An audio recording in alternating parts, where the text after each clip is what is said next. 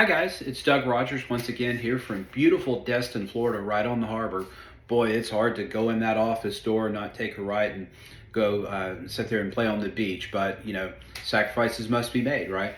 Well, I want to go into some things in this higher interest rate market that we're in here in the fourth quarter of 2023 that buyers and sellers should kind of avoid doing. And you have to be careful writing this because it can come across as overly negative and not that's not the spirit of it. These are just some things to kind of watch out for. So read the article that's attached to this video and it'll give you some more positive stuff. This is just some like your grandpa talking to you. It's good advice, but it can kind of sound kind of negative. So just take it with a grain of sand, but heed the overlying message there. The first thing, from a buyer standpoint, assuming income growth over the next 2, 3, 4, 5 years. And so I saw this in the last recession, 2008, 2009. People would come to me, Doug, this note's kind of a stretch, and back then it was like $800 a month. But I'm going to get a raise, and my wife's about to get promoted, and so that'll be cheap money for us here in 2, 3 years. Well, in one case, poor couple, one of them lost their job outright, and the other one got demoted. So just the opposite. So kind of budget for that. So it's okay to be realistic, and we'll have a little income growth, but understand in a recession, especially this one, which is tied to inflation. Look, $300 worth of groceries used to cover my family for a month. Now it's a good week, so your other bills, even if your income rises a little, your other bills will likely rise as well. So just kind of take that into consideration.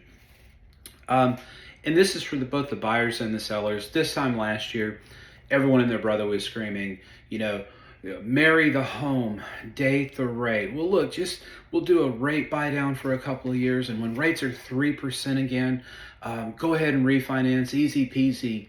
No, and not to take credit, but I was one to urge caution with that. You got to be careful. If you do something along those lines, essentially what happens is you buy the rate down about 2 points, so it go from 8% to 6% year one, and then from 8% to 7% in year two, and then you would end up at 8% in year three if you didn't refinance it. If you're going to do something like that, you're betting on two things. One, rates will go down, and two, home values will appreciate. And so in other words, if you refinance that home has to appraise for whatever that new value is. So just be careful. It is a one tool in a toolbox, but it's a hammer. Sometimes you need a screwdriver, and a hammer doesn't help you, right?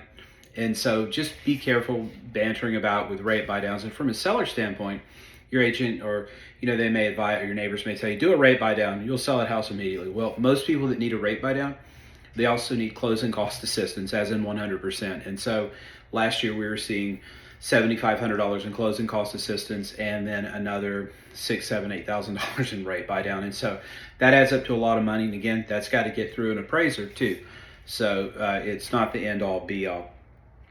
From a buyer standpoint, really from a seller as well, ignoring red flags on a home inspection. This time last year, you could have all sorts of stuff on a home inspection. Buyers are saying, no worries, I'll take care of it. It's fine.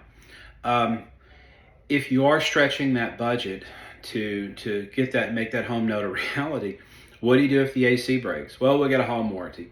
Well, if that unit's 35 years old, you may have some drama there. Be careful. Don't assume that warranty company is going to replace it if it was already sputtering when you bought the home. So just, or the roof needs replacing. Your home warranty ain't going to cover that. Well, my insurance will cover it. Well, maybe if we get a hurricane, but then there might be a fat deductible as well. So just those red flags. And from a seller standpoint, let's say that comes in and the buyer's ready to walk if you don't address it.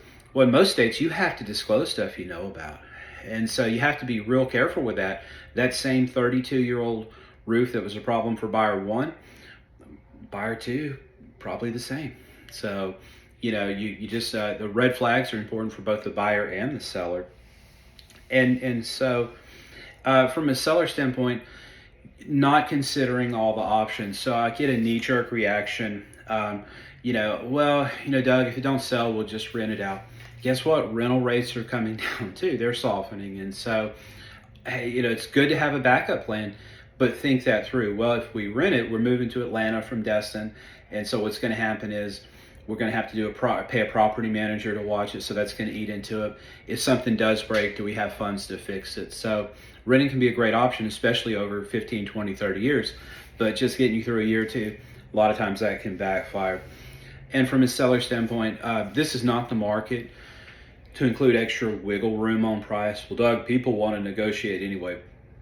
What we're seeing is if they're not priced right, or maybe even a little more aggressive than right, they're sitting there like the Queen of England at tea. And so this is not the time to test the market. We'll put it 20% above the other highest comp and just see what happens. If you have a time machine, you go back to 2021, that's great. If you need to sell today, we need to really look at those comps and make it a good value from the start. So either way, representation is key. I'm here for you. Doug Rogers, 318-613-1994 here on the beautiful Destin Harbor. If there's a gone fishing sign on the board, just leave me a message. I'll be back. Make it a great day.